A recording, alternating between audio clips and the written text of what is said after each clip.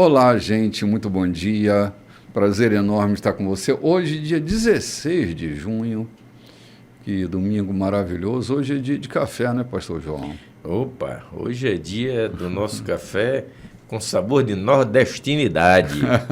Nós queremos, nesse café, apresentar o nosso sentimento nordestino, o orgulho que temos em sê-lo e saborear as coisas que aqui pelo Nordeste se faz, né? Sim. Se fosse lá em Minas, sem dúvida se faria um café à mineira, né? Sim, um queijinho branquinho, com um cafezinho. Se o período junino, o período do mês de junho, não é junino de João, é de junino de junho, é celebração da nordestinidade, então vamos celebrar. O nosso café vai ter gosto de nordestinidade. Uhum. Então nós convidamos você que nos ouve, que está abrindo conosco o programa, a participar com a gente desse café gostoso, onde nós vamos ter tudo quanto é possível ter daquilo que comemos nesse período do Nordeste, né? Ok, vai ser uma festa então, né? Deve ter até cocadinha, pé de moleque. Vamos ver. Vamos ver. Pamonha. Sim, minha dose de Ozempico vai ter que dobrar esse domingo. Muito bom dia, Loide. Bom dia. Uma alegria ter você aqui. Opa, a alegria toda minha estar com vocês aqui. Pastor João vai ter doce de abóbora também. Com coco. Cuscuz baiano. É isso pode aí. ser um cuscuz baiano, já. Pode ser. E é com essa alegria que a gente recebe você nesta manhã, viu? Pela 92.3. Estamos nessa alegria aqui, conectados. Sim, conectados. Verdade. Deus é um Deus de conexões, né? Isso. Eu estava lendo um salmo nesses dias que diz que Deus faz com que o solitário habite em família, né? Ou seja, Deus cria conexões. Ele arregimenta pessoas solitárias e as coloca do lado de companhias que mudam, que transformam, que ressignificam a vida. E isso é maravilhoso, um Deus de conexões. Gente, nós já estamos avançando aqui no livro de Atos dos Apóstolos, estamos no capítulo 16. São tantas aventuras fantásticas, um caminho extraordinário de aprendizado. Embora o livro de Atos não seja um livro doutrinário, é um livro histórico, mas ele apresenta um movimento suave da igreja, apresenta as bifurcações que os apóstolos estão encontrando pelo caminho, momentos difíceis, né? Paulo narrando de alguns episódios que acontecem em Atos, né? Lá nas epístolas, ele diz que houve um momento que ele pensou seriamente em desistir da própria vida, não encontrou saída, não encontrou solução, até que Deus, de alguma forma, transformou esse ambiente e tornou aquele lugar tão inóspito, tão desencontrado, num lugar de prosperidade. Então a gente vê o movimento divino na simplicidade do caminho que eles ganhavam, e é muito empolgante. Eu me animo muito. Na verdade, Atos foi o primeiro livro que eu estudei, versículo por versículo, numa rádio, há quase 40 anos atrás. Toda vez que eu toco nesse texto, eu me lembro desses 40 anos atrás, foi quando eu iniciei na rádio, né? E me sinto animado, e como se estivesse lendo pela primeira vez. Para a gente tem sido muito, para mim, por exemplo, muito bom. A gente, aqui no programa, está degustando cada versículo, cada episódio, e o que a gente entende aqui é que até o capítulo 15... vem um histórico completo da ação dos discípulos, dos apóstolos, que não eram os apóstolos que andavam com Jesus, mas os apóstolos que foram feitos ao longo da evangelização, né? Mas a partir do capítulo 16, Lucas se dispõe a, na verdade, narrar a trajetória de Paulo. E eu, quando menino, quando ainda novo, que lia as epístolas e lia Atos, eu fazia uma diferença entendendo que era uma coisa separada da outra. Mas percebe-se que tudo que Paulo escreve nas epístolas tem a ver com o que ele vivenciou, com o que Lucas relata do que foi vivenciado no livro de Atos. Aí a gente procurar entender que algumas coisas muita coisa que Paulo cita nas epístolas já é referendado por Lucas na caminhada dele, né? Uhum. Quando ele, em alguma Sim. epístola, ele diz, passei por naufrágio, por isso, Lucas já fala disso aqui. Uhum. E hoje a gente está como disse, o começo da história exclusiva da caminhada de Paulo, como o líder daquela caminhada, mas não estava sozinho. Ele sai de Antioquia, ou eles saem de Antioquia, vão para Jerusalém, participam do concílio, recebem o primeiro compêndio doutrinário que a igreja escreve para as igrejas que estavam espalhadas em todo o mundo, né? Uhum. Para que a unidade da igreja de pensamento fosse um só, evitasse essa série de distorções. Então eles saem de Antioquia, separam-se de Barnabé e João e saem eu creio que cada um saiu com uma cópia do que foi escrito, do que foi decidido, do compêndio doutrinário, e o versículo 4 nos diz aqui que eles passavam pelas igrejas, deixando para ser observado esse princípio, né? Uhum. Então, essa viagem tinha por conta levar o compêndio doutrinário para que as igrejas observassem. É isso? Sim, exatamente. É interessante, João, que Lucas, ele até aqui, ele escreve de fora para dentro. E a partir de agora ele escreve de dentro para fora, né? Ou seja, ele está inserido em boa parte de viagens com Paulo, né? A partir do versículo 10 ele começa a se inserir diretamente no texto, dizendo, fomos, partimos, estávamos ali. Alguém chega a dizer que nesse capítulo que a gente vai ler, ele estava na prisão de Filipe, né? Uhum, sim. Nos anos 60, João, os apóstolos tecem um texto que nós poderíamos chamar do primeiro concílio da igreja, nos anos 60. E eles escrevem um compêndio simples chamado Didaquê, não é? Aqui ele está alinhando coisas simples, não é? Mas é nos anos 60 que a Didaquê é escrita para amarrar não é bem o termo, para linkar, para associar a igreja da dispersão a um fundamento acordado, né? Tipo assim, nós concordamos. Digamos que o texto que tu está citando é um pré-Didaquê, antes desse concílio, que era a pauta da simplicidade nas coisas que eles deviam estar unidos, né? Uhum. Né? Quando Paulo escreve para os Gálatas, ele chama a atenção disso. Vocês ouviram, vocês foram doutrinados. Então, o cuidado era exatamente esse, para que eventos de doutrinas, loucuras, Sim. Fossem impostas e desviando os crentes da fé genuína, né? Sim, verdade, João. Porque, assim, lembra que até aqui a tradição oral comandava a igreja. Eles não tinham um escrito. É a partir daqui que João Marcos vai escrever sobre Jesus, é a partir daqui que os apóstolos começam a escrever epístolas, não é? As epístolas eram divulgadas, mas ainda estamos numa tradição oral muito forte. Então, na tradição oral, a gente vai perdendo muita coisa e ganhando outro tanto. E aqui a gente começa a se perder, porque perde coisa, ganha coisa e a essência vai indo embora.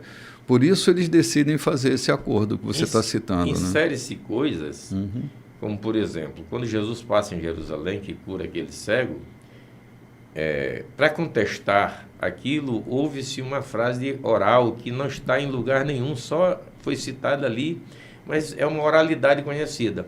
Nós sabemos que Deus não ouve a pecadores. Era uma oralidade que não está baseada, não está pautada em nenhuma afirmação bíblica. Mas já era uma tradição, né? E essas inserções, exatamente para que essas inserções de oralidades não fossem minadas no meio da igreja, é que eles saíram realmente com esse compêndio básico, como você acaba de dizer. Depois, nos anos 60, ele foi ampliado, foi consolidado.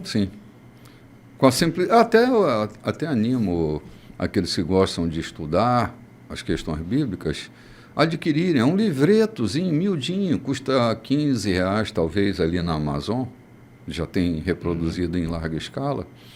É um livretinho, mas ali está o suprassumo daquilo que os apóstolos decidiram ali pelos anos 60. Né? Vale a pena ler. Lloyd, nós estamos aqui já no capítulo 16. Capítulo 16, bispo, e é um capítulo surpreendente, porque é de muita movimentação, onde nós vamos encontrar Timóteo, encontrar Lídia, também encontrar aquele carcereiro apavorado, né, medroso, né, e surpreendente. É um capítulo assim que vale a pena nós comentarmos, né, cada trecho desse capítulo. Tá, vamos lá então. Então vamos lá, pegue a sua Bíblia, você que está em casa, você que está nos ouvindo no seu café da manhã, saindo para a igreja, para a escola bíblica. Então vamos lá. Paulo foi primeiro a Derbe e depois a Listra. Ali encontrou um discípulo, Timóteo, filho de uma mãe judia, muito consagrada e de pai grego. Todos os amigos em Listra e Icônio garantiram que ele era um rapaz excelente. Paulo quis levá-lo para admissão, mas primeiro o circuncidou para não ofender os judeus que viviam naquela região. Todos sabiam que o pai dele era grego. Enquanto viajavam de cidade em cidade, apresentavam as orientações que os apóstolos e líderes em Jerusalém haviam decidido. Essa medida se revelou bastante útil. Dia após dia, as igrejas se fortaleciam na fé e cresciam em número. Eles foram para a Frígia e atravessaram a região da Galácia. O plano era seguir na direção oeste, até a província da Ásia. Mas o Espírito Santo impediu que o prosseguissem. Eles foram para Mísia e tentaram seguir para o norte, até a Bitínia, mas o Espírito de Jesus também não os deixou ir para lá. Depois de passar pela Mísia, desceram até o porto marítimo de Troade. Vamos dar uma paradinha aqui, só um instantinho, para a gente não ficar tão distante. A primeira coisa que eu observo no texto, pastor João, é por que é que Timóteo entra nessa missão. A referência que esse camarada tinha, era um jovem ainda, mas o testemunho dele no meio de toda a comunidade era um testemunho forte. Não era um menino desvairado, acéfalo. Ele havia sido instruído por duas mulheres fortes, Dona Lloyd, que aqui está para testemunhar o que falamos, e Dona Eunice, duas mulheres de Deus, que abrigaram a igreja na casa delas em algum momento, né? Estavam ali firmando esse rapaz no Evangelho.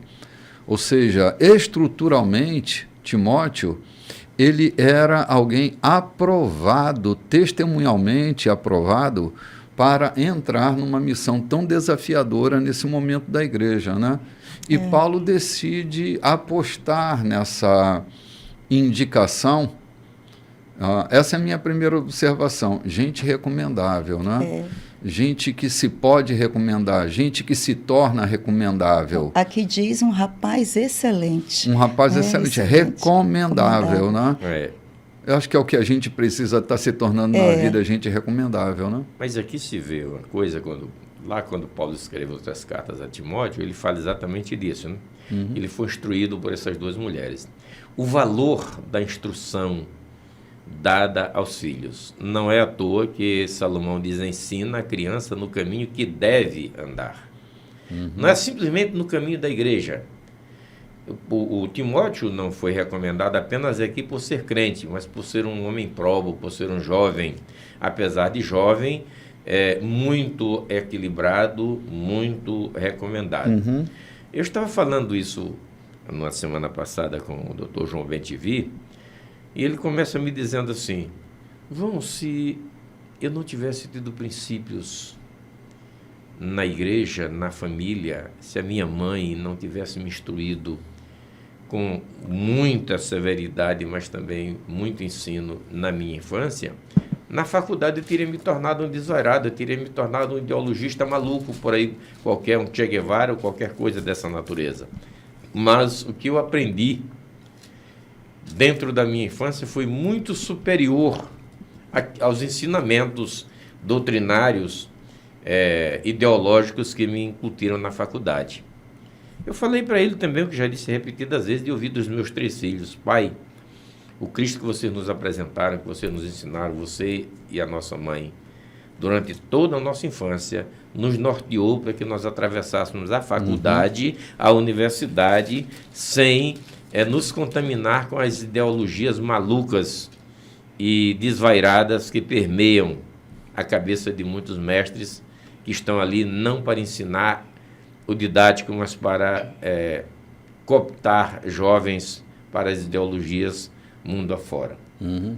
Então aqui se vê o valor disso, está aqui a necessidade que temos de sentar com os nossos filhos, de instruir, criar fundamento, né, João? de criar fundamentos, de fazê-los entender que seguir a Cristo é a melhor coisa a fazer no mundo, na vida, muito mais do que seguir uma carreira universitária, não desmerecendo esta, mas que tenha por fundamento este ensinamento bíblico. Não é um ensinamento bíblico simplesmente, mas um ensinamento cristão, um ensinamento de fé, de fundamentação, que todos vejam o que todos recomendem. É o que nós queremos dizer nessa manhã àqueles que nos ouvem. Aproveitem com seu neto, com seu filho, com aqueles que estão por perto de você. Ensine os fundamentos básicos, não fundamentos religiosos, mas fundamentos que norteiam as crianças que estão sob o seu alcance. Que fundem caráter de verdade. Exatamente, que fundem caráter de verdade, para que todos deem bom testemunho e eles sejam aprovados de fato. Amém. Aqui também eu vejo, bispo, a parceria de 2 mulheres, né? De gerações diferentes, a avó e a mãe, para criar esse menino, esse Timóteo, né? Eu vejo essa parceria. Eu não vejo como se diz, uma competição, né? Mas eu vi que aqui se uniram para criar e deram uma excelente criação, que mais tarde é confirmada por Paulo, quando ele diz que ele vê a fé de Timóteo e sabe de onde vem, onde tem raiz, onde tem origem, né? Sim. Na criação dessa avó, junto a essa avó e a essa mãe. Então, hoje a gente vê muitas vezes famílias se degradando, brigando, né? Porque a mãe e a avó, muitas vezes a mãe e a avó não se entendem na criação daquela criança. Começa a competir para um querer, ele quer bem a mim, ele gosta mais de mim do que você. E aqui a palavra de Deus é que, nesse momento, diz, né, que ele foi criado, né, por essas mulheres, fala que foi criado por uma mãe, que ele tinha uma mãe judia e um pai que era grego. Né? Não fala muito do pai de Timóteo, né? Sim. Mas fala aqui dessa mãe e mais lá na frente. Paulo também escreve, falando um pouco sobre a Eunice e a Loide, falando ali sobre a fé dessas 2 mulheres. Sim. Então, é tempo da gente parar de competir, quem vai criar melhor, mas formar parcerias. Até onde eu posso ajudar você, minha filha, ou meu filho, com a criação do meu neto? Né? Até onde posso também, né, me dedicar a essa criação? Até aqui basta, porque a avó também tem que saber dizer, olha, daqui para cá é com você. Já chega, eu já fiz a minha parte, né? Porque muitas vezes tem isso, de se dedicar tanto que às vezes os pais acabam entregando os seus filhos para que os seus pais, o avô ou a avó, cuide da criação dessa criança, né? Enquanto a responsabilidade, se tem um pai, se tem uma mãe que pode fazer isso, criar, então assuma essa paternidade. Sim. Mas aqui o que eu vejo de bonito nisso é a parceria dessas 2 mulheres para criar Timóteo, Sim. trabalhar em favor da educação de Timóteo. Sim, legal, Loide. Eu também quero observar que aqui não se diz que encontraram um jovem de uma família abastada, de uma família financeiramente poderosa, mas de uma família educada, de uma família que soube fazer. Muitas vezes, quando fala mais alto o poder aquisitivo, termina estragando. Você se lembra que a gente ouviu de um bem-sucedido advogado que congrega com a gente, quando ele disse que antes dos 15 anos ele já tinha passado, a sua avó já tinha patrocinado 3 viagens aos Estados Unidos. Isso foi lhe tornando vaidoso, arrogante, a ponto de só baixar o seu tupete quando ele se defrontou com a palavra de Deus. Mas a vaidade, o orgulho, a prepotência lhe foi tomando de conta, porque o dinheiro lhe proporcionava aquilo que ele precisava para exibir o seu orgulho e a sua vaidade. Mas ele, na verdade, precisava de um encontro com alguém que tivesse a palavra para fundamentá-la. Exatamente, João. Muda tudo na vida da gente, né? Agora, tem outra coisa nesses 8 versículos que você leu que me chamou muita atenção, é que eles tinham planos e Deus tinha planos e os planos não se combinaram. Isso não quer dizer que eles não deveriam ter feito planos, mas que eles eram sensíveis para entender que o Espírito Santo estava impedindo, por 2 vezes, né? Uma atrás da outra. Acho que a euforia, o desejo de acertar, não é? O ímpeto de ir, eu estava levando eles a fazerem planos. E acho que planos têm que ser feitos por nós mesmos, né? Planos, sim. O coração do homem pode fazer planos, não só pode como deve, diria eu. Mas a resposta certa, ela virá dos lábios do Senhor. Agora, é bom a gente parar e perceber que a gente não pode sair frustrado quando o Espírito Santo nos impede de fazer uma coisa, ainda que seja uma boa ideia, ainda que seja uma ideia genial, mas o Espírito Santo deve ter autonomia, João, para nos impedir de fazer aquilo que não é o que ele está gestando, não está no controle dele. É bom a gente perder o controle para ele. Boas ideias, pode ser coisas lindas e etc. Eu quero me reportar talvez ao meu casamento. Quantas moças bonitas eu namorei, eu me casei com 30 anos, então tive uma juventude extensa. E muitas vezes tentei me casar porque via aquela criatura como a minha esposa. E de repente eu era impedido de consumar aquele casamento, porque Deus estava me dizendo: tem coisa melhor para ti. Tenho alguém melhor para te dar. Não que aquelas criaturas fossem desprezíveis. É que aos meus olhos era o que eu precisava, era o que eu queria. Mas aos olhos de Deus, do Espírito Santo, o que estava reservado para mim não era aquilo, era alguém que se coadumasse comigo, alguém que se combinasse comigo, alguém que vivesse comigo, com dignidade e com concordância. Então, nem sempre aquilo que queremos, por mais que seja bom, é aquilo que Deus quer para ti. Ele quer tirar aquilo para te colocar algo mais excelente na mão. Sim, não é que seja pecado, não é que está errado, mas há um plano que a gente precisa estar sensível a ele, não é? Não é que Bitínia fosse uma cidade indigna, é que a outra rota estava mais acessível, mais bem projetada, para que acontecesse, para que a caminhada seguisse. Sim. Não quer dizer que Bitínia não merecesse o evangelho, Sim. mas isso era para uma outra oportunidade. Sim. Outros iriam e evangelizariam. Sim, eu estou citando isso porque eu já vi muita gente ficar frustrada porque, de alguma forma, Deus os impediu de fazer aquilo que eles tinham planejado, né? E colocaram até a culpa no diabo, né?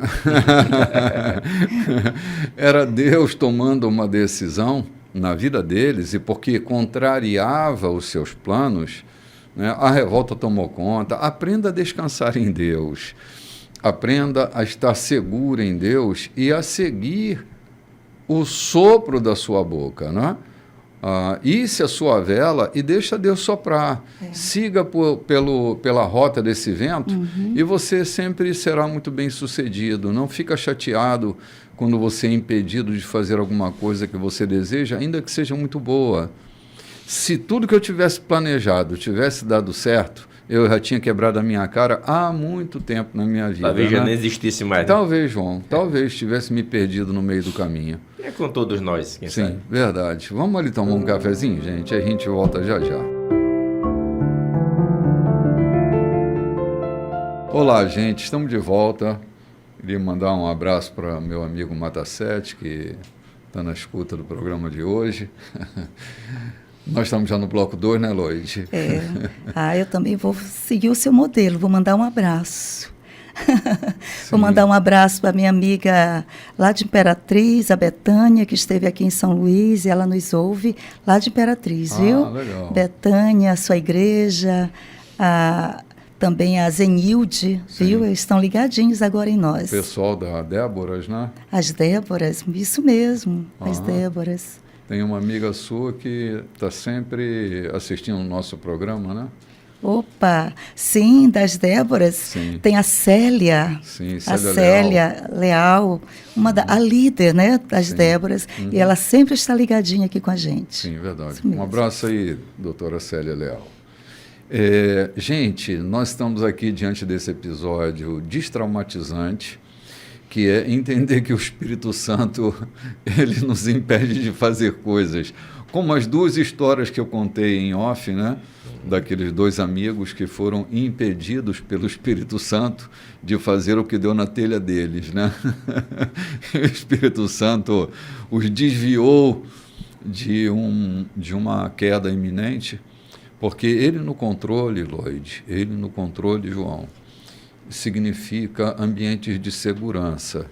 Não ambientes sem problema, mas ambientes de segurança. Porque em todo o caminho que o Espírito Santo indicou, havia perigo, havia risco de todas as naturezas, inclusive risco de vida, né? Chegaram perto da morte, mas era o Espírito Santo conduzindo esse caminho, né? Paulo, a certa oportunidade, ele escreve dizendo aquilo que não quero, isso faço, aquilo que quero, isso não faço. Paulo não estava se queixando, Paulo estava dizendo que, na verdade, era guiado pelo Espírito Santo e estava disposto a fazer aquilo que o Espírito Santo determinava e não aquilo que ele projetava fazer. Sim, exatamente, João. Não era um cabeça dura, era um coração mole. Vamos dar uma volta lá no começo do livro de Atos, quando Pedro, ou ainda lá nos Evangelhos, quando Pedro quis, por ser humano, por ser dominado pelo seu ímpeto, pelo seu medo, negar a Jesus. De repente, lá no dia de Pentecostes, Pedro decide enfrentar aqueles que o mataram, dizendo, aquele é quem vós mataste. Mas o texto começa dizendo, de Pedro cheio do Espírito Santo. Então, o domínio do Espírito Santo te leva a fazer coisas não absurdas, mas que no simples habitar humano é impossível de ter coragem para fazer. Cheios do Espírito Santo, sob a direção do Espírito Santo, você já falou ainda há pouco, nós recalculamos a rota. Sim. Em vez de ficarmos estagnados, paralisados, né? Frustrados, amedrontados, porque tem pessoas que percebem algo em seu caminho, resolvem paralisar, retroceder e nunca mais sair do lugar. Você lembra de Elias? Sim. Quando ele se enfiou numa caverna. Sim. E foi preciso ouvir a voz de Deus várias vezes e ele ser bem claro com Deus, dizendo, sai daí, porque o teu ministério ainda não acabou, você tem algo mais a fazer. Sim. E Deus foi muito claro ali com Elias, como também o Espírito Santo foi muito claro aqui com Paulo. Né? Sim. E deu até uma visão para ele entender que ele não estava fazendo nada errado, que ele estava realmente, era apenas recalculando a rota. Sim, exatamente. É que, às vezes, recalcular a rota parece difícil para alguns, Sim. porque não suportam recomeçar. E recomeço é a característica de todo cristão. A gente está sempre pronto, porque temos o Espírito da ressurreição em nós. E o Espírito da ressurreição é aquele que sempre reinicia processos que Amém. são processos de fracasso, processos de finalização, mas os ciclos continuam. Fim de um ciclo indica início de um novo ciclo, né? Amém. Então, o Espírito da ressurreição, João, ele é impetuoso em nós para recomeçarmos, para reiniciarmos, para recalcularmos a rota, para ressignificarmos o caminho. É isso que a ressurreição em nós cria a vida de Cristo, essa vida sem fim, essa vida abundante, essa vida eterna, né? Uma vida que não é pontuada pelo tempo e pelas experiências que a gente vai passando, né? Frustração é treinamento. Se a gente compreende isso, né? Isso a gente mesmo. vai longe. É. Agora, eles, depois de terem passado ali pela Mísia, né? Desceram Eles até o porto marítimo até de o porto Troade. em Troade. Isso. E a gente parou exatamente aqui em Troade, né? É. Quando eles chegam por ali. É. Verso 9 do capítulo Verso 9, 16. isso mesmo. E é muito interessante porque agora vai entrar aqui a voz Lucas se incluindo aqui no versículo 10. Sim. Né? Vamos perceber como aqui a narrativa vai começar Lucas fazer parte dessa narrativa. Sim, agora tá? escrevendo de dentro para fora. Isso né? mesmo. Anunciando o que está acontecendo e ele dentro. Isso. Naquela noite, Paulo teve um sonho. O macedônio estava de pé na praia e chamava do outro lado do mar: "Venha, Macedônia, e ajude-nos!" O sonho foi revelador para Paulo. Imediatamente, ele começou a fazer os preparativos para a viagem à Macedônia. Tudo estava acertado. Agora sabíamos com certeza que Deus nos havia chamado para pregar aos europeus. Embarcando em Troade, fomos direto para Samotrácia. No dia seguinte, chegamos a Neápolis e fomos de lá até Filipos, a cidade principal daquela parte da Macedônia e muito importante, uma colônia romana. Ficamos ali vários dias. No sábado, deixamos a cidade e fomos ao rio, informados de que havia uma reunião de oração nesse lugar. Conversamos com as mulheres que se reuniam ali. Uma delas, chamada Lídia, de Tiatira, era negociante de tecidos caros e conhecida por ser mulher consagrada a Deus. Enquanto ouvia com atenção o que era dito, o Senhor lhe abriu o coração e ela creu. Depois que foi batizada, com todos os de sua casa, ela, num gesto de hospitalidade, nos convidou: "Se vocês confiam que sou uma de vocês e que creio no Senhor, venham para minha casa e sejam meus hóspedes." Nós até hesitamos, mas ela não aceitaria o não como resposta. Ok, vamos dar uma paradinha aqui de novo. Lembra que o movimento de Paulo era sempre para dentro das sinagogas, né? E agora ele vai para a beira do rio, ele vai para onde o povo está, né? Ele chega nessa região e vai se comunicar com as pessoas que estão ali. Ele vai abrir um novo caminho. Era o evangelho descendo para a Europa, se expandindo pela Europa fora, né? Como o movimento de Deus na vida das pessoas, como Deus prepara caminhos, né? Estava Lídia ali, junto daquelas mulheres, e o evangelho a alcança. Estava num encontro de oração, mas não havia se rendido, né? É isso mesmo, bispo. Aí que a gente esteve falando há pouco sobre as cartas, ou seja, o compêndio doutrinário que levava, porque o que se entende aqui é que havia uma religiosidade ali, mas não havia um evangelho consistente na vida daquele povo. Haviam pessoas tementes, como Lídia, mas não havia a consistência do evangelho, não havia o conhecimento do evangelho e como proceder. é possível que aquele lugar fosse um lugar de devoção. A gente chega em Israel e encontra um lugar chamado Muro das Lamentações. Ali fazem orações pessoas de não sei quantas, eu não tenho noção de explicar de quantas religiões, de que denominações a que pertencem, com que, na verdade, intenção fazem aquilo, mas está ali um ponto de encontro para reflexão. Sim. É possível que lá em Troades ou lá em Filipos, aquela beira de rio fosse um ponto de meditação, de orações, onde pessoas invocavam seus deuses, faziam suas oferendas. Quem sabe, ali como faziam hoje, fazem nas praias, Emanjá, etc.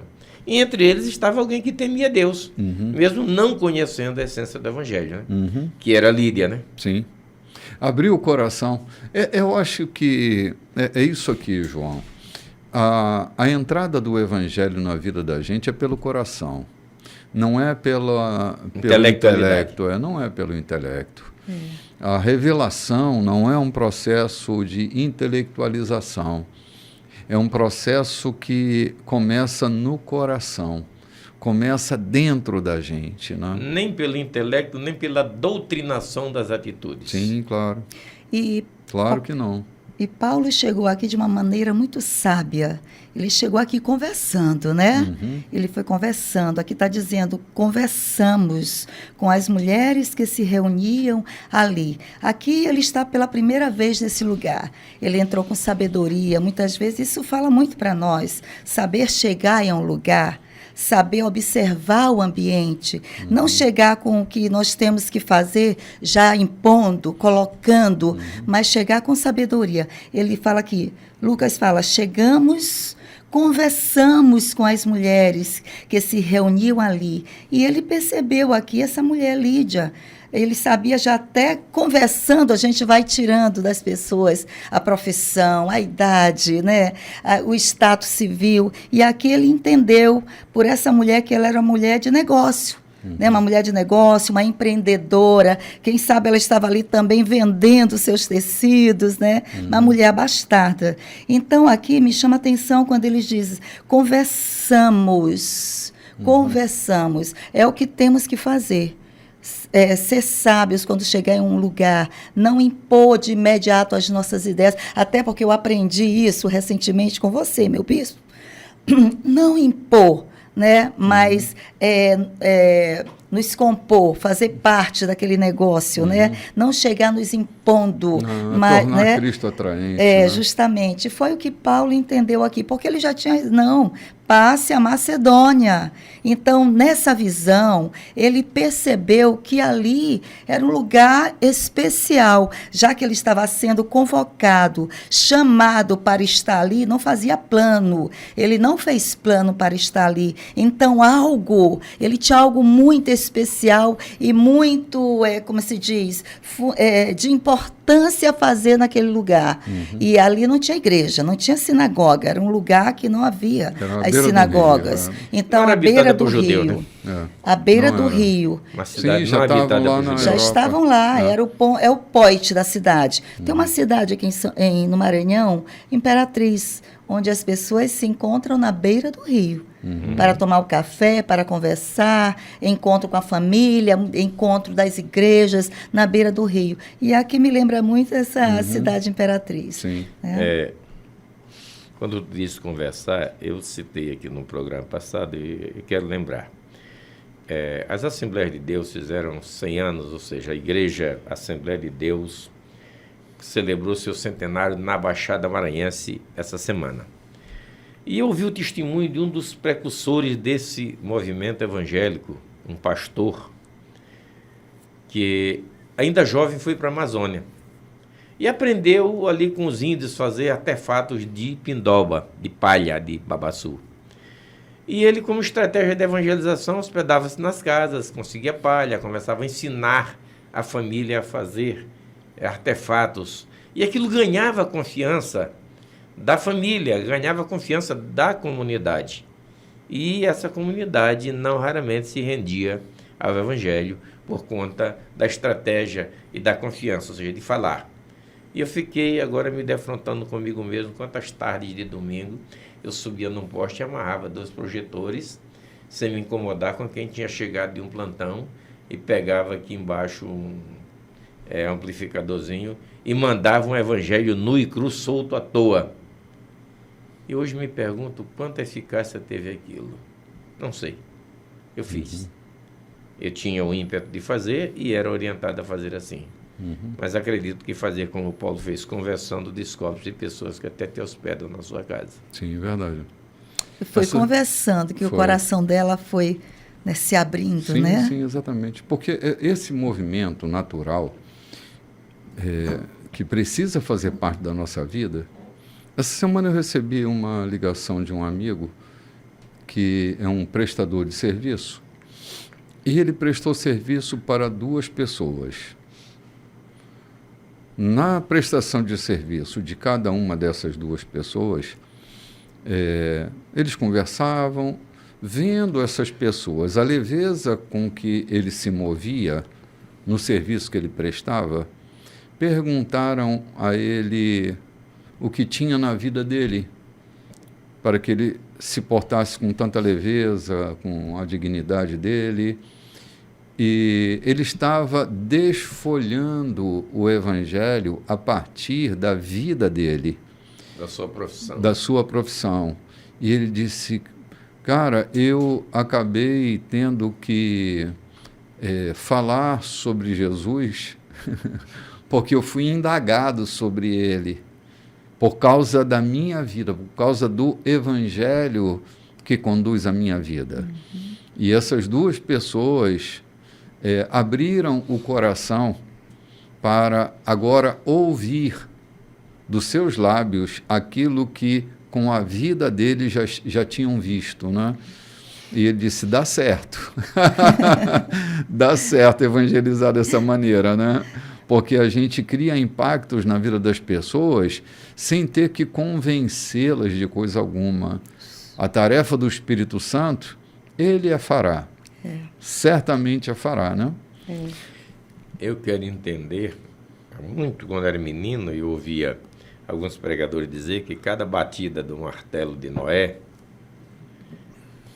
despertava em alguém a curiosidade de dizer o que aquele velho louco está fazendo, ou então aquele homem sábio e digno está seguindo a orientação divina. Eu posso crer que um homem que teme a Deus, um homem que transpira o Evangelho, o batido da sua colher de pedreiro não soa apenas como uma zoada comum entre o ferro e a massa, mas soa como alguém que está fazendo algo especial.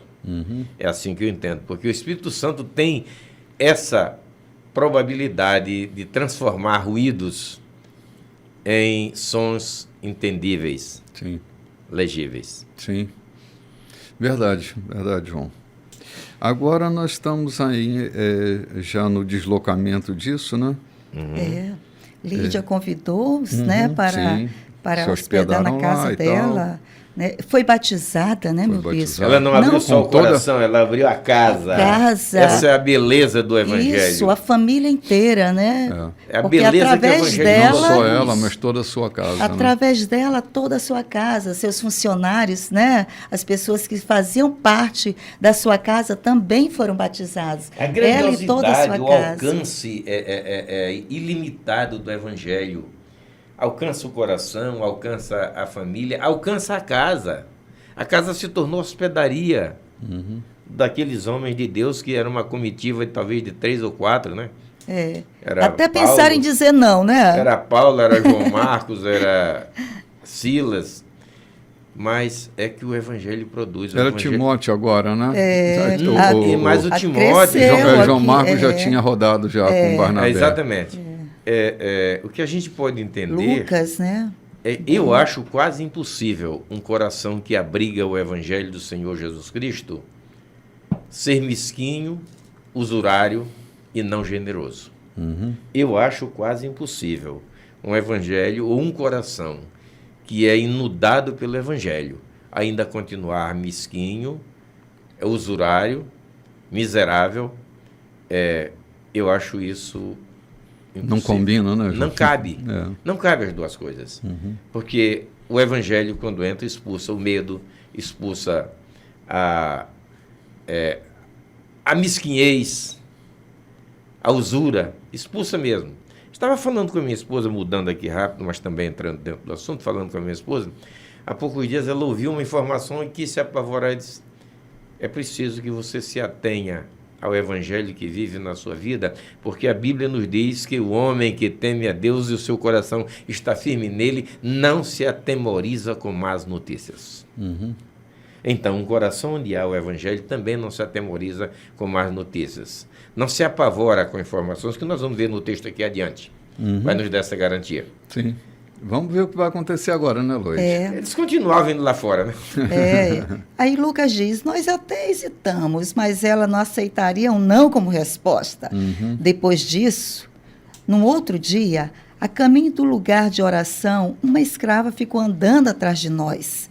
Ela tinha um espírito de adivinhação e havia ganhado muito dinheiro para os seus donos. Ela começou a seguir Paulo por toda parte, chamando a atenção de todos para nós. Estes homens servem o Deus Altíssimo. Eles estão abrindo o caminho da salvação para vocês. Ela fez a mesma coisa durante vários dias, até que, não suportando mais, Paulo voltou-se e ordenou ao espírito: saia! Em nome de Jesus Cristo, saia dela! E na mesma hora o espírito saiu.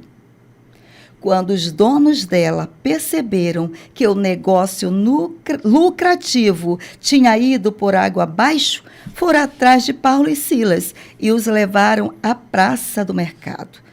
Os dois foram presos e levados ao tribunal com a seguinte acusação: estes homens estão perturbando a paz. São perigosos agitadores judeus que subvertem a ordem e a lei de Roma. A multidão, na mesma hora, começou a pedir sangue. Os juízes atenderam ao pedido da multidão, mandaram rasgar as roupas de Paulo e Silas e ordenaram que fossem açoitados. Depois de baterem neles até cansar, mandaram ambos para a cadeia, recomendando ao carcereiro que os deixasse sob severa vigilância, para que não pudessem escapar. Ele os prendeu na cela de segurança máxima, com algemas de ferro nas pernas. Vamos dar uma paradinha aqui. É interessante como o mercado da fé, ele cria um embaraço tão grande para a legitimidade do evangelho, como o negócio era lucrativo. Essa frase me chamou muita atenção, João. Quando a fé se torna um mercado lucrativo, ela não estava ali negando a fé de Paulo e Silas, ela não estava denunciando qualquer tipo de fraude, pelo contrário, ela estava corroborando com a intenção original deles. Eles eram, de fato, homens de Deus, mas o que eles perceberam nesse entusiasmo dessa mulher é que por trás de tudo isso tinha um demônio. Tipo assim, se ela está certa e o negócio do cara, do dono dela, era lucrativo, e ela detecta que Paulo e Silas eram dois homens de Deus, ela de verdade era adivinha, né? Vendo a malandragem do demônio que estava sobre ela, eles então expulsam aquele demônio e termina com o negócio lucrativo deles. E é isso que vai gerar esse grande tumulto e vai incorrer na prisão desses dois. A lindeza disso, aqui a gente vai encontrar mais abaixo, na leitura, as estratégias de Deus, que nem sempre passam pelo nosso conforto. Muitas vezes é desconfortante a forma de anunciar o Evangelho, às vezes nos parece decepcionante, mas na verdade quem está cheio do Espírito não se acanha ou não se maldiz daquilo que lhe sobrevém. Mas a gente está falando aqui também da estratégia de Satanás. A forma de ele testemunhar de Jesus era uma forma de tentar trazer o espírito de adivinhação com a afirmação de que era Paulo e Silas eram pregadores do Evangelho e assim neutralizar o poder, era essa estratégia satânica, neutralizar o poder da ação do Evangelho. Sim.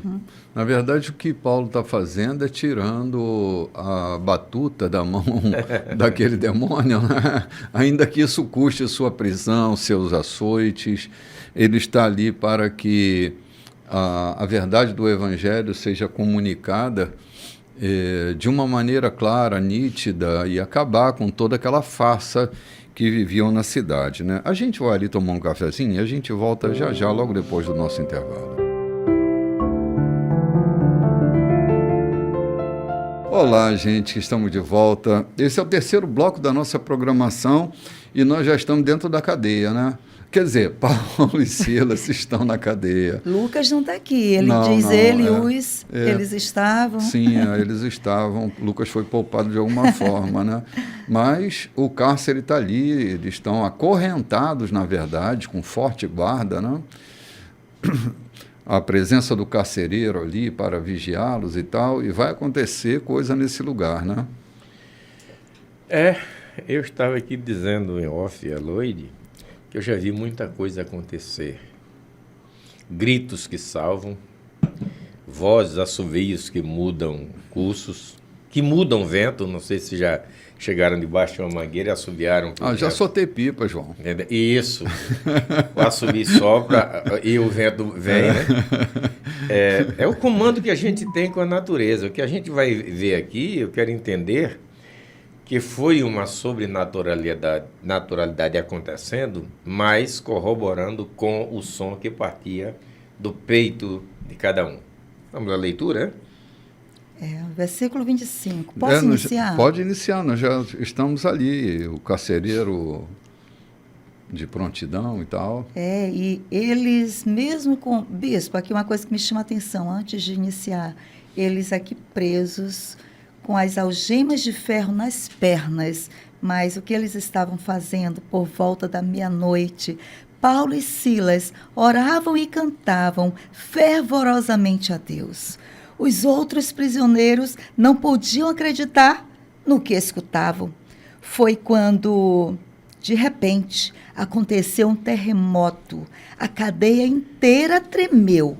Todas as portas se abriram e os prisioneiros ficaram livres. Nisso, o carcereiro acordou e viu todas as portas da prisão abertas. Pensando que todos os prisioneiros tivessem escapado, sacou da espada e estava prestes a cometer suicídio, imaginando que seria morto de qualquer maneira. Mas Paulo gritou: "Não faça isso! Estamos todos aqui! Ninguém fugiu!" Então, o carcereiro pegou uma tocha e entrou. Trêmulo, caiu diante de Paulo e Silas. Ele os levou para fora e perguntou: "Senhores, que devo fazer para ser salvo, para viver de verdade?" Eles responderam: "Deposite sua inteira confiança no Senhor Jesus, e você terá a salvação e saberá o que é viver de verdade, e todos os da sua casa também." Eles contaram a história do Senhor em detalhes. Toda a família estava reunida agora. Ninguém quis dormir naquela noite. O carcereiro os deixou à vontade e cuidou dos ferimentos deles. Ele nem pôde esperar amanhecer e foi logo batizado com toda a família. Depois ofereceu uma refeição em casa. O clima era de festa, uma noite para ninguém esquecer. Ele e sua família creram em Deus e todos na casa participaram da celebração. Ao raiar do dia, os juízes enviaram oficiais de justiça com a seguinte ordem: "Libertem esses homens." O carcereiro deu a notícia a Paulo. "Os juízes mandaram dizer que vocês estão livres para seguir o caminho de vocês. Estão livres, vão em paz."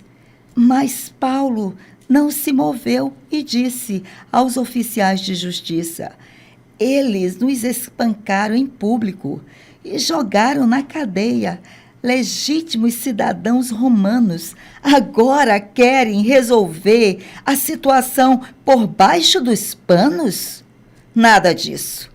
Se nos querem tirar daqui, que venham eles mesmos e nos libertem à vista de todos.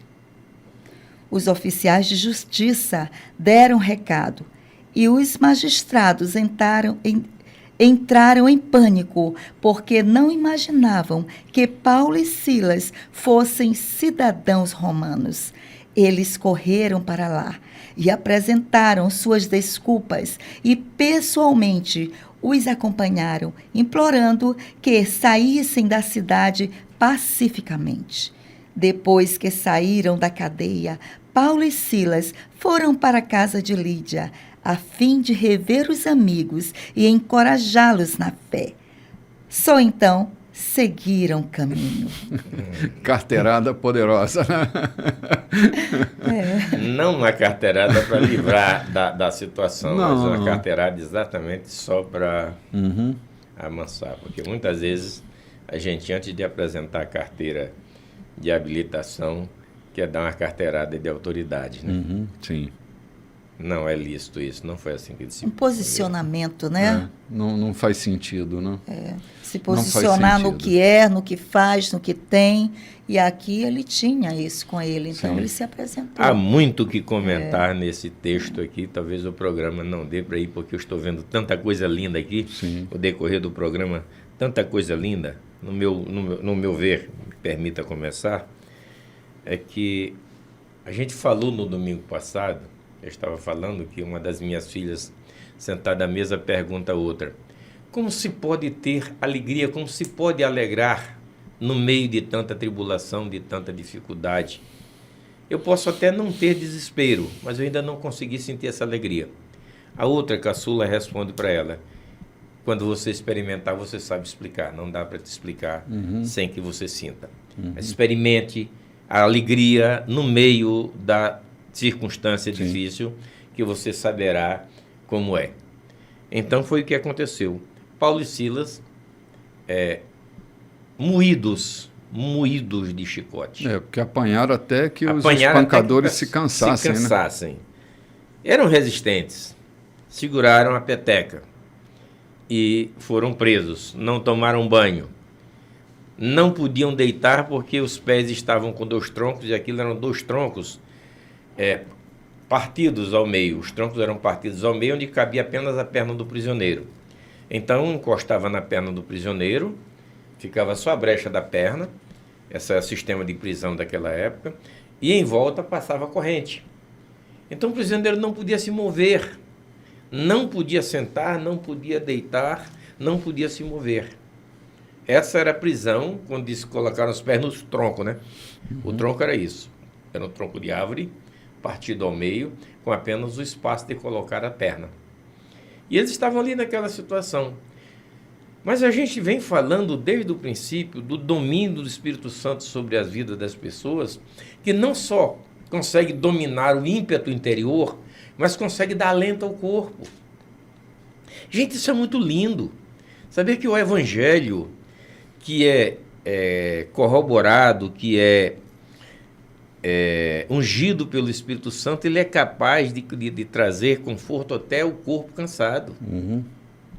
Não só a alma, mas o corpo também revigora. E era naquela situação que estava Paulo e Silas. E o que é que fizeram? E não era cedo? Podiam estar tão cansados e cochilando, dormindo. O texto que eu tenho à mão diz que perto da meia-noite eles oravam. Devia ser oração também em voz alta, porque os presos precisavam saber a quem eles serviam. Então a oração não era só a Deus, mas também a que os outros tomassem conhecimento de que havia um Deus lá nos céus para ouvir as orações. E foi essa a estratégia deles. E começaram a cantar. Depois da oração, começaram a cantar. E eu costumo dizer também que o Espírito Santo tem tanta probabilidade linda, que é um eco. aquilo que saía do peito, aquilo que saía da garganta de Paulo e Silas, reverberou com tanta intensidade naquele xadrez que nem as correntes, nem os cadeados conseguiram suportar. Vocês já viram alguém quebrando cristal com a voz? Com o eco da sua voz? Foi assim que aconteceu lá. Era um eco reverberado pelo poder do Espírito Santo. E aí o portão começou a tremer, começou a bater, o xadrez começou a sacudir. O poder da voz que há naqueles que A têm o muralha Espírito foi Santo de Deus. derrubada com o toque do chifre de carneiro e a Pronto. grita do povo, né? Pronto. O que é aquilo? A ação do Espírito Santo corroborando com a tua ação. A tua ação de encontro ao Espírito Santo que faz a coisa acontecer. Sim. Olha, gente, o texto não diz que eles estavam adorando, mas certamente as canções e as orações eram de adoração, né? Se nós entendêssemos com clareza o que é que um louvor, o que é que a adoração é capaz de fazer no mundo espiritual, nós viveríamos louvando e adorando. Há muitos anos atrás, eu era um jovem pastor e morava na casa pastoral, que ficava ao lado do prédio da igreja. E um dia, era um dia de sábado, nós saímos, era a nossa folga no sábado, e nós fomos para a casa da minha avó. Nos reuníamos semanalmente lá. E o telefone tocou e era a vizinha me avisando que haviam invadido a nossa casa e roubado a nossa casa. E aí, era nosso dia de folga, mas minha alma estava tão serena que eu disse para a Clarice, vamos fazer o seguinte, nós estamos de folga, já roubaram o que tinha que roubar, não dá para a gente fazer nada, vamos acabar o dia de folga aqui, quando for hora a gente volta para casa. E acordamos de que quando voltássemos para casa, nós iríamos adorar a Deus, porque teriam nos poupado. Acho que só Sara era nascida nessa época, se não me falha a memória. E aí nós entramos em casa e não fomos investigar o que tinham roubado. A porta não estava arrombada. E começamos a adorar. Adorar a Deus porque nos poupou, podia ter sido uma tragédia com a gente lá, né? E enquanto nós adorávamos, a porta da casa foi batida, Clarice foi atender, era a mulher que tinha nos ligado avisando que tinham entrado na nossa casa, que a polícia tinha ligado para ela, porque foi checar o que era e a polícia ligou para ela, dizendo que eles tinham pego os ladrões que haviam furtado a nossa casa, porque na checagem os meninos que haviam roubado levaram o lugar de onde roubaram. E ele contactou, o policial contactou a senhora, e mais tarde ele ligou, dizendo que era o delegado de plantão, que eu fosse lá para buscar os meus pertences, porque todos os meus pertences estavam na delegacia, né? Aquele dia eu aprendi que a adoração, enquanto nós adoramos, João, enquanto nós louvamos a Deus, Ele vai cuidando de nós e das nossas coisas, né? Não tenha dúvida. Eu contei aqui e me emociono quando eu lembro disso. Eu cuidava de uma delegacia no interior, havia deixado a semana de serviço, sexta-feira, vim dormir na chácara, e quando de manhã resolvo sair para voltar para ver minha família em São Luís, o telefone toca, era o escrivão me dizendo que voltasse à delegacia porque havia um suicídio na delegacia. Aí, de princípio eu tive um impacto, depois eu parei. Ao virar o carro para voltar para a delegacia, na direção que eu virei o carro, eu levantei os olhos para o céu e disse: Deus, eu estou indo apenas da consecução que tu já fizeste. porque eu investiguei do carcereiro. Quem é prova que ele morreu? Quem atesta? Disse, muita gente já passou, arrastou ele, puxou, a corda está no pescoço, ele está morto. Eu só disse isso a Deus. E biquei o carro e fui caminhando sem alterar a velocidade, e o tempo todo eu fui cantando, com tanta paz, com tanta confiança de que estava acontecendo o sobrenatural. Quando eu chego, depois de ter tomado as precauções devidas, abro a delegacia e entro, o preso está lá, com as mãos na grade, olhando para mim, sorrindo. Sorrindo. Eu entendi que foi uma ação divina. Só que fiz o procedimento devido. E alguns meses depois, na cidade, eu estou sentado à porta de uma autoridade da cidade, ele chega e a pessoa diz, olha o ressuscitado. Eu pedi, ele, sente aí, por favor. Ele sentou e eu perguntei para ele. Me diga uma coisa, até onde você foi naquele dia? Ele disse, eu fui até do outro lado da vida. O que aconteceu contigo? Ele disse, eu morri. E o que aconteceu depois? Ele disse, eu já estava lá rígido, do outro lado da vida, quando eu recebi ordem para me levantar e voltar. E eu disse, a que horas você recebeu a ordem? Ele me deu exatamente a hora em que eu recebi a notícia e conversei com Deus. Uhum. Uma ordem foi dada para que ele retornasse à vida. Uhum. Então, é o que eu entendo, não há segredo, não há distância, não há nada impossível para aqueles que creem em Deus, aqueles que louvam.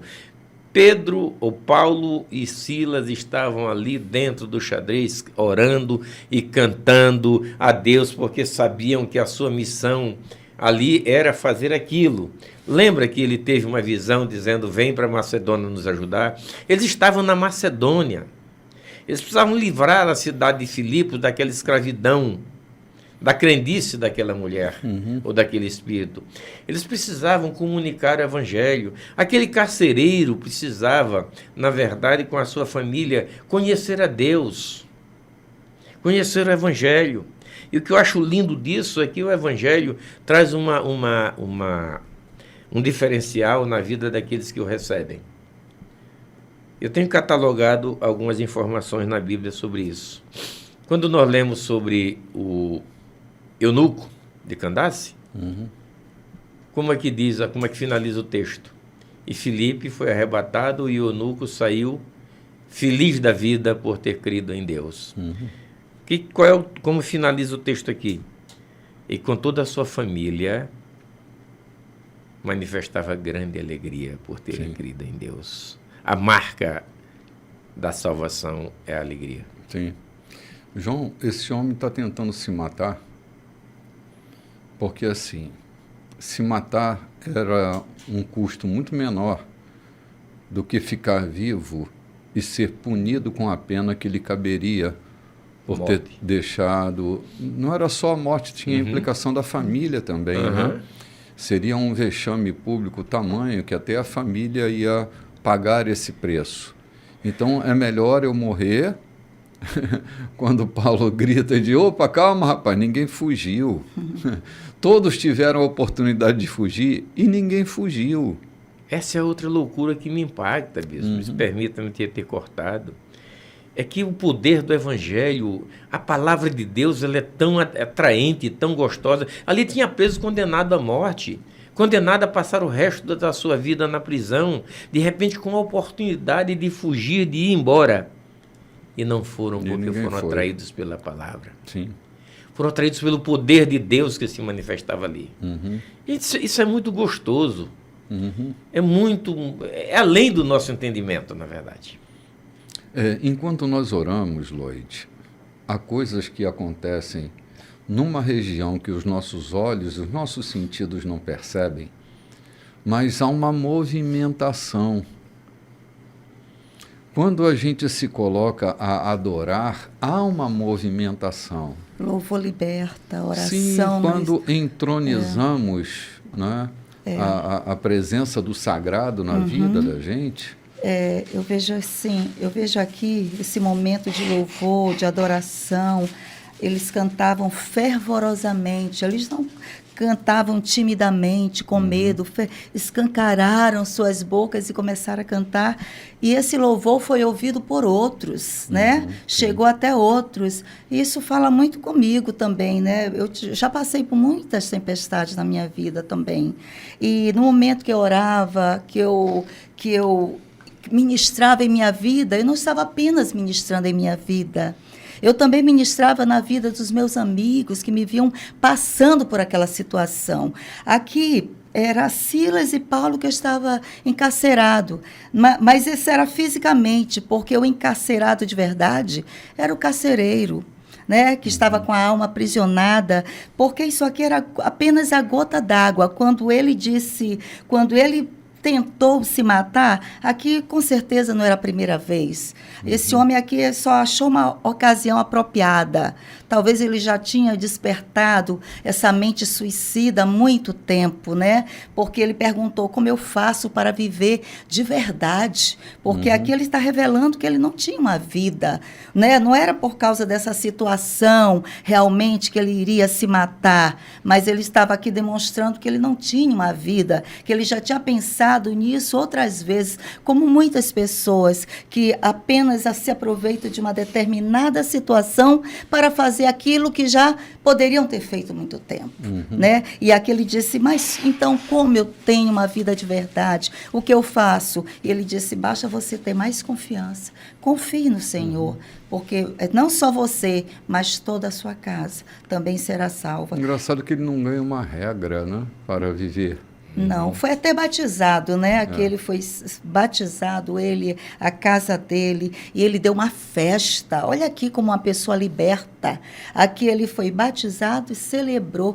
Ele limpou os ferimentos de tão grato. Ele limpou os ferimentos daquele que um dia ele prendeu, aquele que ele encarcerou. Quantas pessoas podem nos encarcerados na nossa alma, mas quando reconhece que agiu com ingratidão, vem e tenta nos curar, tenta nos mostrar que agora ele não é mais aquela mesma pessoa que naquele momento nos feriu, nos abateu, nos inferiorizou. E quando ele faz isso com Paulo, limpando as feridas, aquele que ele estava algemado, seus pés algemados, ele quis mostrar, eu estou arrependido, eu estou grato porque você me mostrou o caminho.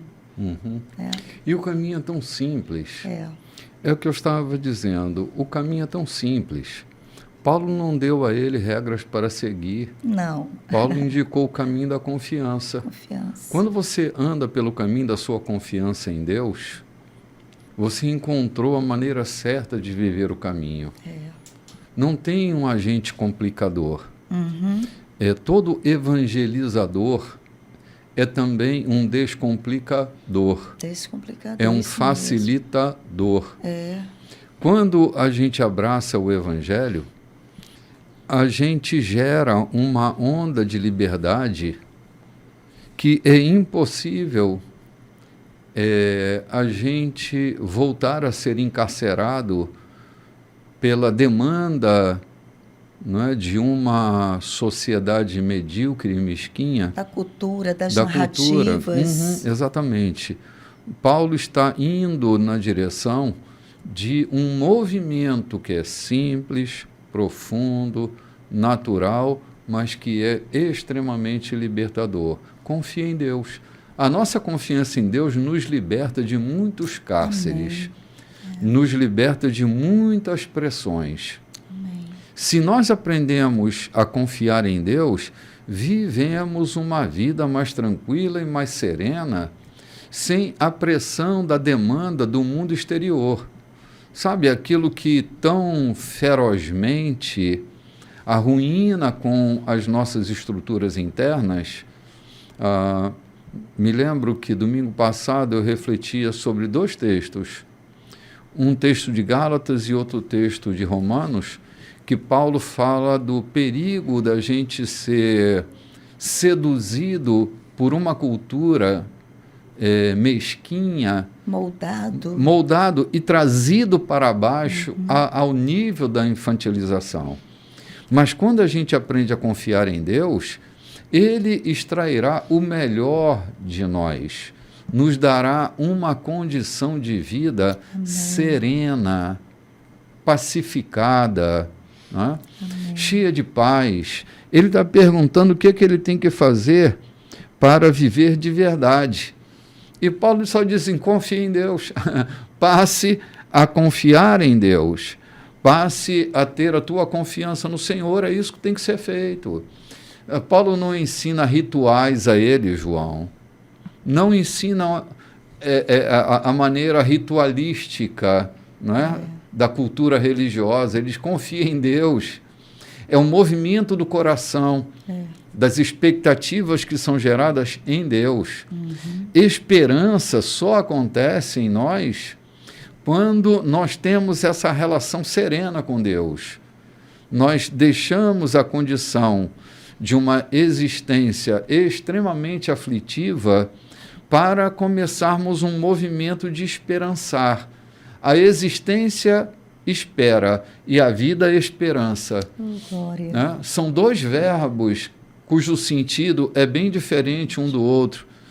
Quando nós aprendemos a confiar em Deus, a vida fica mais serena. Vamos Amém. tomar um cafezinho, gente? Vamos A lá. gente volta já já. Olá, gente. Estamos entrando em Tessalônica, saindo de toda essa tensão que houve ali na região, Paulo preso, dando sua carteirada de cidadão romano junto com Silas. Hoje foi que eu me apercebi, João, que Silas era cidadão romano também.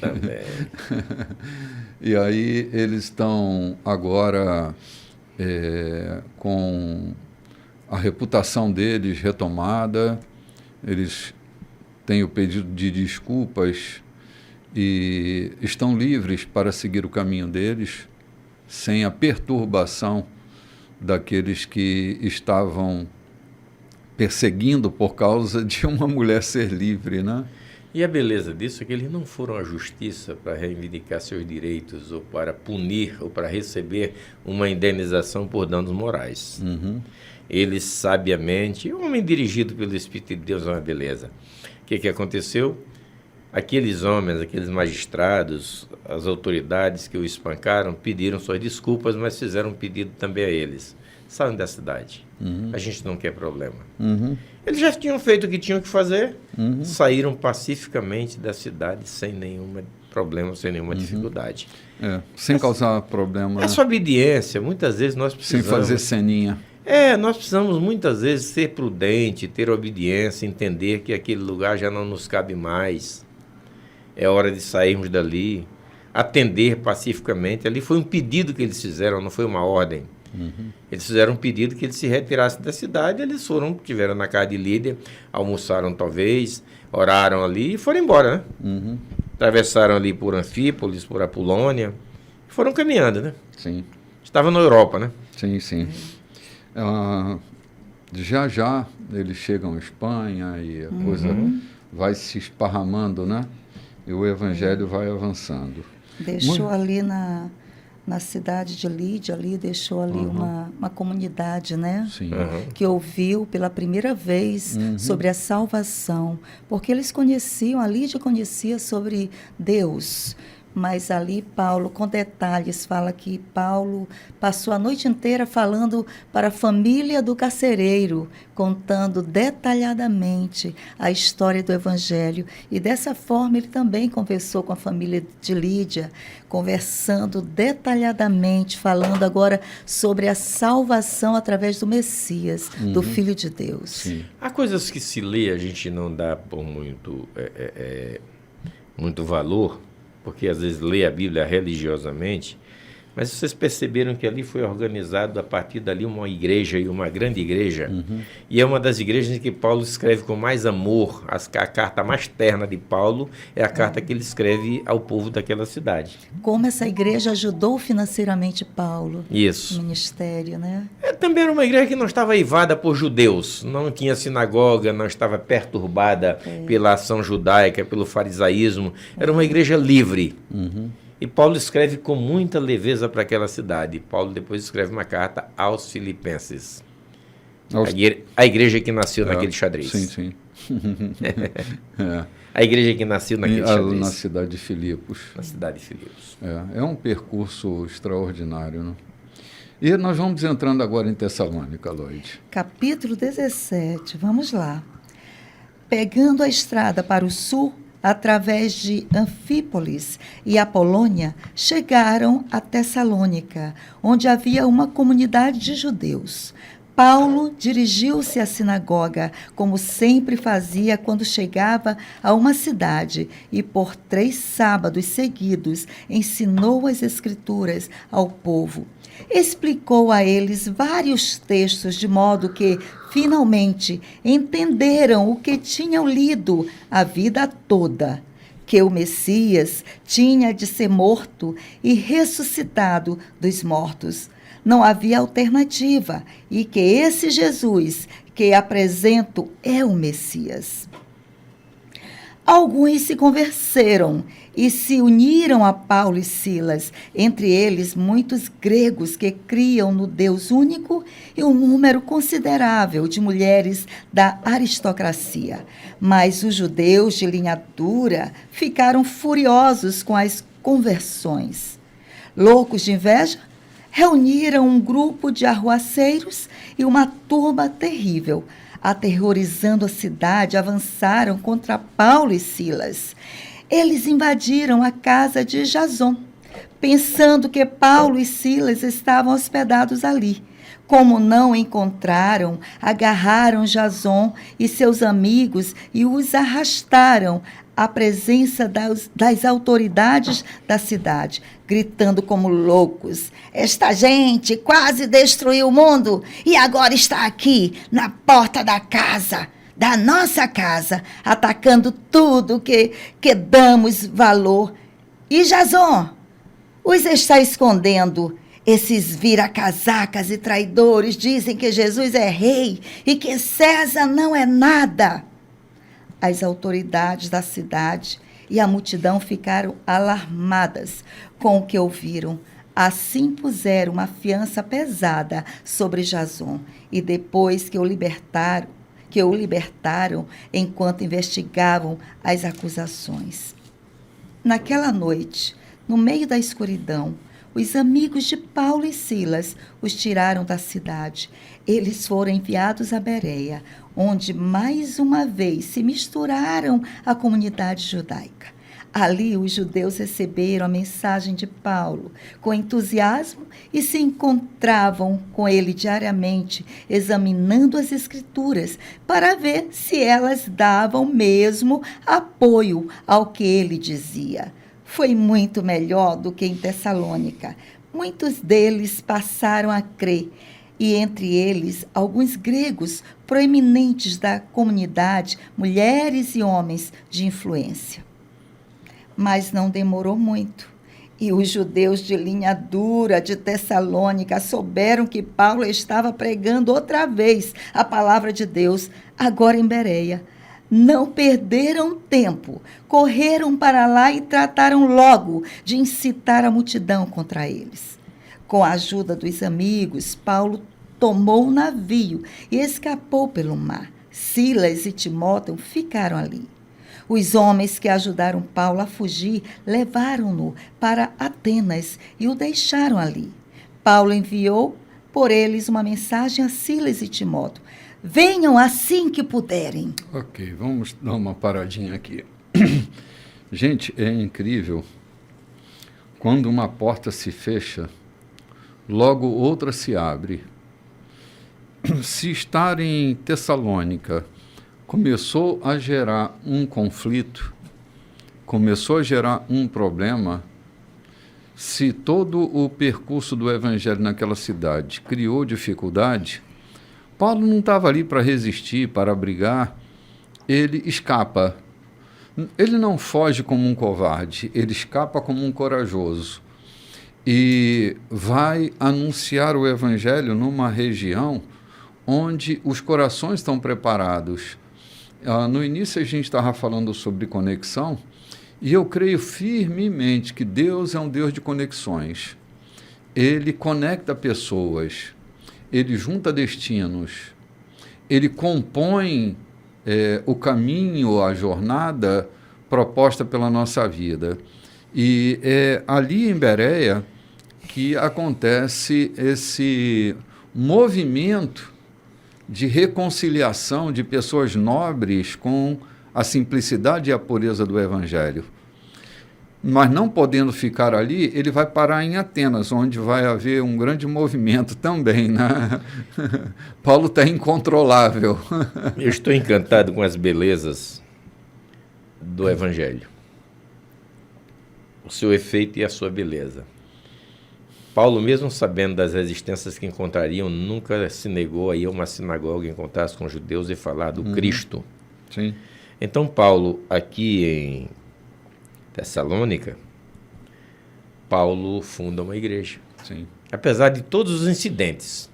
E eu creio que aqueles incidentes na casa de Jason, aquela coisa toda, culminou para que uma igreja se estabelecesse ali. Lembra que Paulo depois escreve 2 cartas a essa igreja? Sim. Então, foi dessa ida de Paulo que nasce uma igreja ali em Tessalônica. Uma igreja firme, uma igreja de bem, apesar do contratempo dos judeus. É que eu estou entendendo aqui, eu vi muito isso acontecer. Digo, porque eu conheci a história, não convivi isso.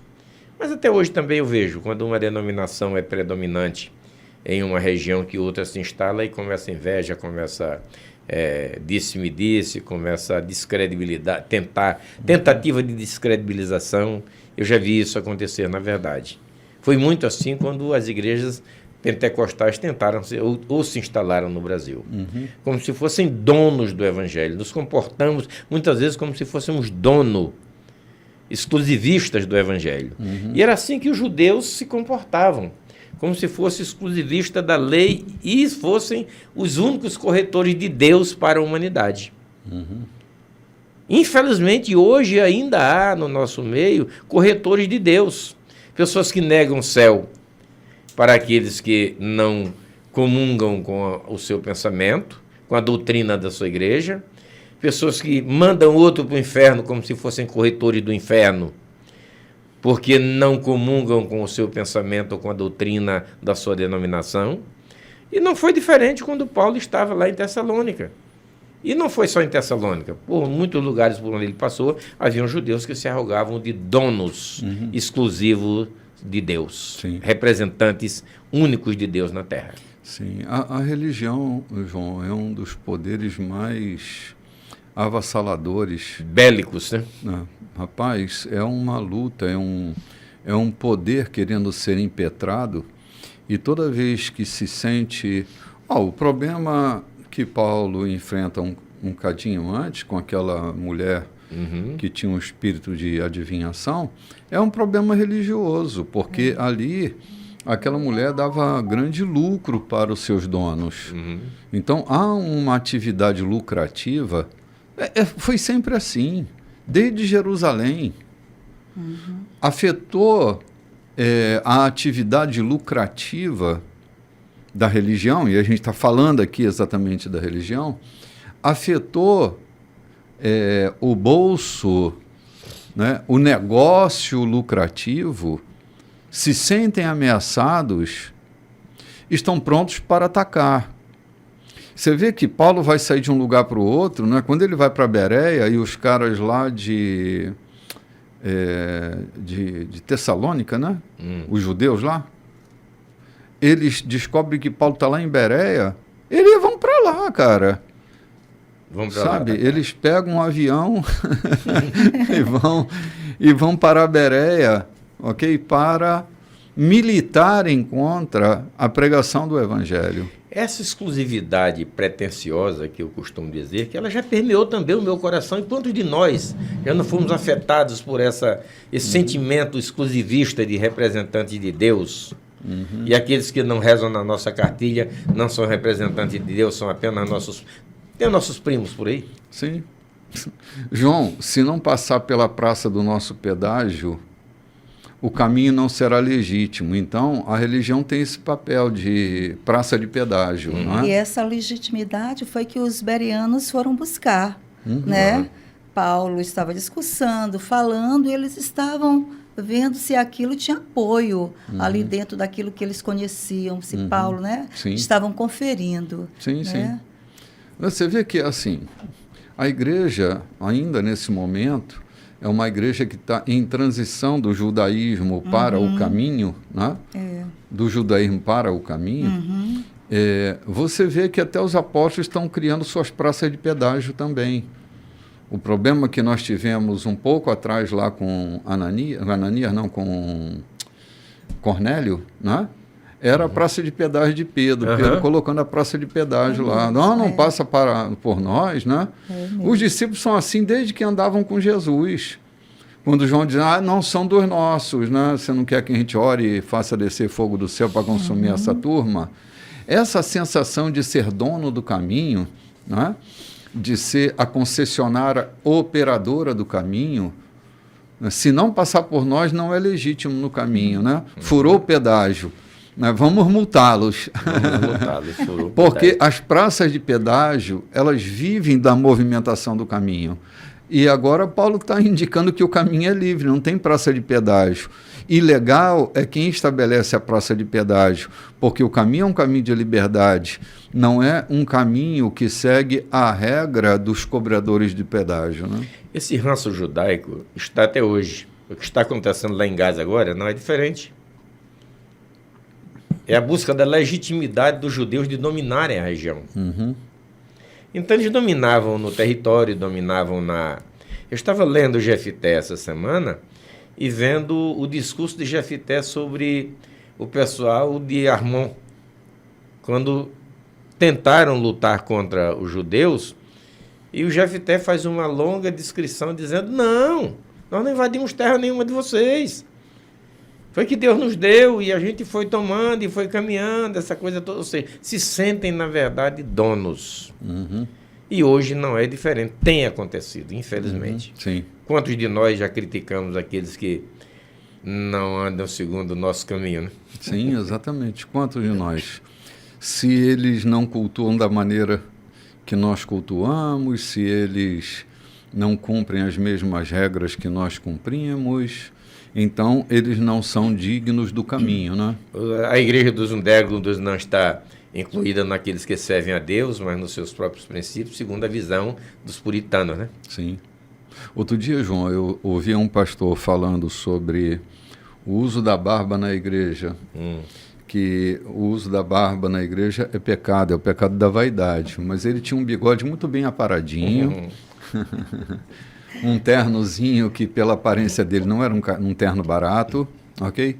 Mas estava falando do perigo da vaidade, esquecendo-se ele que Arão usava barba, que João Batista usava barba, que Jesus usava barba, mas lá não pode, porque é pecado, né? Esse pecado institucionalizado pelas regras humanas é que são os precinhos que a gente paga na praça para poder entrar no caminho, né? Se não entrar por aqui... Eu me lembro que uma vez no Espírito Santo, anos atrás, eu era bem jovenzinho, ainda tinha meus cabelos pretinhos, minha barba preta. Quando tinham cabelos ainda? Oi? Quando tinham cabelos ainda? Ainda tinha, eu ainda tinha cabelo nessa época. Eu fui chamado para... começar um grupo no Espírito Santo. E lá fui eu para dar início a essa nova comunidade. Fui indicado para dar início a ela, né? Eram minhas férias e eu estava ali para desfrutar um pouco da beleza do lugar, mas para estabelecer a igreja. E o pastor foi me apresentar ao grupo de irmãos que iam se agregar a nós. E ele disse, olha, eu vou lhe apresentar, mas o senhor não fica chateado não, que na minha introdução eu vou falar da sua barba. Eu disse, como assim? Ele disse, é porque aqui o hábito é que os pastores não usam barba. Eu disse, cara, mas eu não vou tirar a minha barba. Ele disse, não precisa tirar. Presta atenção no que eu vou fazer. Aí ele pegou o salmo. Gente, Arão, homem de Deus, sacerdote, usava a barba. E está aqui o nosso pastor querido, que é parecido com Arão, que também é um homem de Deus, e ele usa a barba. Vamos recebê-lo com a paz do Senhor. Ele teve que usar um texto bíblico, né, para justificar que eu não precisava ser desprezível aos olhos dele porque eu usava a barba, né? Então, quanta manobra às vezes a gente tem que usar para coisas tão simples, tão banais, como o uso de uma barba que indica se eu ando no caminho ou se eu deixo de andar nele, né? Salvo engano, o racha nas Assembleias de Deus entre Madureira e o resto do Brasil ocorreu por conta da doutrina do PL Macalão, que instava em que os homens tinham que usar chapéu. Uhum. E o uso do chapéu e não uso do chapéu criou um racha. Hoje, as Assembleias de Deus Madureira, as Assembleias de Deus Missão no Brasil. Aí, ninguém usa chapéu hoje, não? E ninguém usa chapéu. João, eu me lembro bem dessa. Meu avô era fã do Paulo Leiva Macalão, né? Meu avô pertencia à convenção dele. E meu avô usou chapéu até o dia da morte dele. Ele não saía na rua sem chapéu. E tinha outro detalhe, João, o paletó não podia ser lascado. Uhum. Não podia ter corte, né, nem lateral, Nem atrás. nem atrás. Tinha que ser todo costurado, porque assim se vestia um homem de Deus. Era a doutrina de Paulo Leiva Macalão, né? E eu passei minha infância toda vendo meu avô dizendo: o chapéu de feltro é a vestimenta de um homem de Deus, né? Próximo da minha casa tem um pessoal de uma certa denominação que eu chamo até crime quando pega aquelas mocinhas despontando na juventude, obrigadas a usar aquele chambrão maluco. Se entrar na justiça vão perder. Mas o desagradável disso não foi que uma das líderes de lá, um amigo meu, disse: não vende fiado porque não paga ninguém. Uhum. Sim, compreendo. Entendeu? Entendo, claro. Quer dizer, estão ocupados com as formas e despreocupados com o caráter, né? A santidade está na roupa, não na personalidade, no caráter, na afirmação do caráter. Infelizmente, judeus, e Jesus Cristo disse: vocês dão um dízimo de endro e de cominho e negam o amor. Sim. Negam assistência à necessidade. Sim. E eles continuavam. Isso aí que Jesus falou para ele não surtiu muito efeito. Eles saíram de Tessalônica até Bereia para perturbar o que não era da conta deles. Porque se sentiam donos. Sim. João, não tem problema nenhum em usar chapéu. Não tem nenhum problema em não usar chapéu. Não tem nenhum problema usar um terno lascadinho do lado, nem nenhum lascadinho. Não tem nenhum problema usar o cabelo comprido ou deixar de usá-lo. A questão não está aqui, não está nas formas, está exatamente na essência. Preservando o pudor, né? Sim, mas chapéu ou não chapéu não indica coisa alguma. Na geral, né? Na geral, preservando o pudor, decência, cuidado, né? A decência, a ordem. Sim. Ademais, se um homem não pode usar uma bermuda, porque uma mulher usa uma saia no joelho? Que é mais sensual, a perna de um homem ou de uma mulher? Na minha opinião, a perna de uma mulher que é mais sensual. Mas há lugares aonde a realidade está no olhar do observador, né? Isso aí. Mas há lugares, e eu conheço muito perto de mim, onde o homem não pode usar uma bermuda porque não é digno de um servo de Deus. Todavia, as mulheres usam saia acima do joelho. Sim. É com a mosquita engolir camelo, né? João, o tamanho da borda da saia pode estar lá no pé e o tecido pode ser completamente transparente. Isso. É uma loucura. Ou a saia, ou como diz o João Alexandre, né?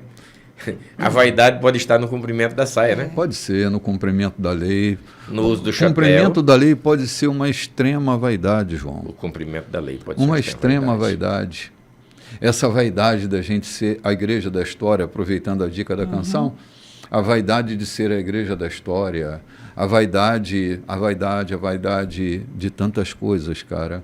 Há tantas coisas que nos parecem que são conservadorismo e são conservadorismos vaidosos, presunçosos e arrogantes, que estão sempre ali para condenar os outros e não para uma convivência harmoniosa e livre, né? É uma loucura.